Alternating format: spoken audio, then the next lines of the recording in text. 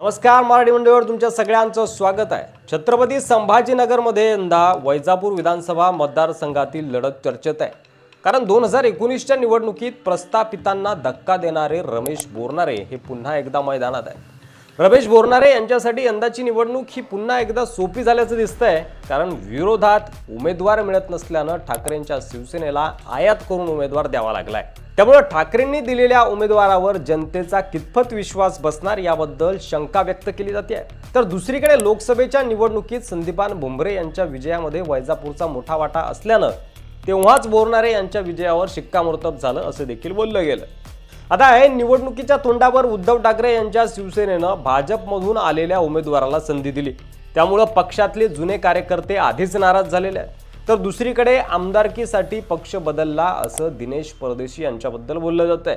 त्यामुळे पक्ष नेतृत्वाबद्दल आणि उमेदवार दिनेश परदेशी या दोघांबद्दलचाही अविश्वास त्यांच्या पराभवाचं कारण ठरू शकतो असं वैजापूरचं चित्र आहे सध्या। भुमरेंच्या विजयात बोरनारेंचा मोठा वाटा आणि त्यामुळे विजयावर त्यांचं शिक्कामोर्तब होताना दिसतंय।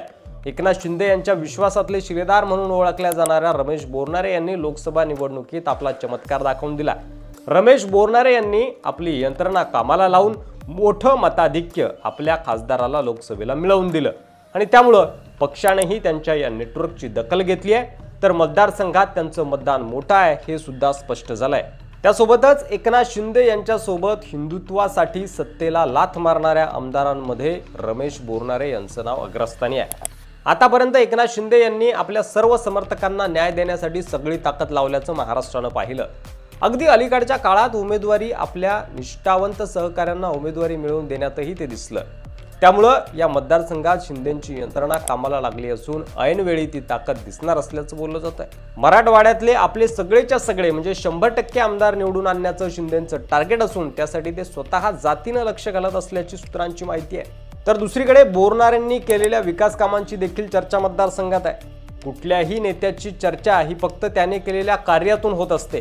आमदार रमेश बोरनारे यांनी मतदारसंघातील जनतेच्या सर्वांगीण विकासासाठी मोठ्या ताकदीनं काम केलं, हे विरोधकही मान्य करतात। पायाभूत आरोग्य सुविधा निर्माण करण्यावरही बोरनारे सरांनी भर दिला। मतदारसंघातील PSC सेंटरसाठी 8 रुग्णवाहिका त्यांनी दिल्या।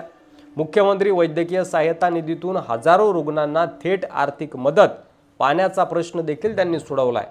38 कोटी रुपयांच्या निधीतून पालखेड धरणाचे ओव्हरफ्लो पाणी नारंगी सारंगी धरणामध्ये आणल्यानं मोठा फायदा जनतेला झाला। संतांची भूमी अशी ओळख असलेल्या वैजापूर मतदारसंघातील 52 पैकी 40 धार्मिक स्थळांना रमेश बोरनारे यांनी निधी दिला। गाव तिथे डांबरीकरण, पायाभूत सुविधा, साखर कारखाना, मराठवाडा वॉटर ग्रिड योजना, जलजीवन मिशन, MIDC मंजूर करून रामकृष्ण गोदावरी उपसा जलसिंचन योजना असेल, कर्जमाफी अशा सर्व गोष्टी रमेश बोरनारे यांनी मतदारसंघात केल्या आहे। एकूण मतदारसंघात आतापर्यंत एकूण 2500 ते 3000 कोटी रुपयांची विकास कामं केल्याचं दिसून आलंय। एकूणच ही सर्व समीकरणं पाहता शिंदेंच्या शिलेदाराचा या मतदारसंघात विजय निश्चित असल्याचा अंदाज राजकीय विश्लेषकांकडून वर्तवला जातोय। यावर तुम्हाला काय वाटतंय? वैजापूर विधानसभा मतदारसंघामध्ये कुणाचा विजय होईल?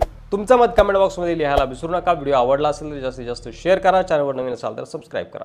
धन्यवाद।